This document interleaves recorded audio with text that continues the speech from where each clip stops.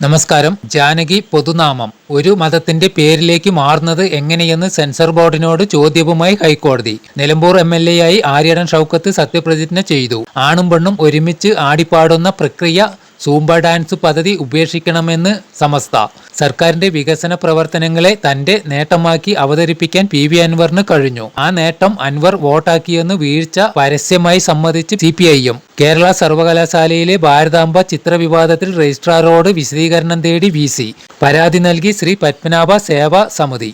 LDF-ൽ ഹാപ്പിയാണ്. വനം വകുപ്പ് അത്ര പോരാ, എന്നാലും ഇടതുമുന്നണി വിടില്ലെന്ന് കേരള കോൺഗ്രസ് M. മുല്ലപ്പെരിയാർ അണക്കെട്ട് നാളെ തുറക്കാൻ സാധ്യത. പ്രദേശവാസികൾക്ക് മുന്നറിയിപ്പ് നൽകി. ഇന്ത്യയുമായുള്ള വ്യാപാര കരാർ ഉടനെന്ന് US president Donald Trump. PV അൻവറിന്റെ മുന്നണി പ്രവേശനത്തെ ചൊല്ലി കോൺഗ്രസിൽ ഭിന്നത തുടരുന്നു. VS ജോയിക്ക് KPCC രാഷ്ട്രീയകാര്യ സമിതി യോഗത്തിൽ അഭിനന്ദന പ്രവാഹം. നേതാക്കൾ മാതൃകയാക്കണമെന്ന് KC വേണുഗോപാൽ. PV അൻവറിനെ UDF-ൽ എടുക്കണമെന്ന് രാഷ്ട്രീയകാര്യ സമിതിയിൽ ആവശ്യം ശക്തമാക്കി K സുധാകരൻ. സർവകലാശാലകളിൽ സ്ഥിരം VC-മാരില്ലാത്തത് ഗുണകരമല്ല.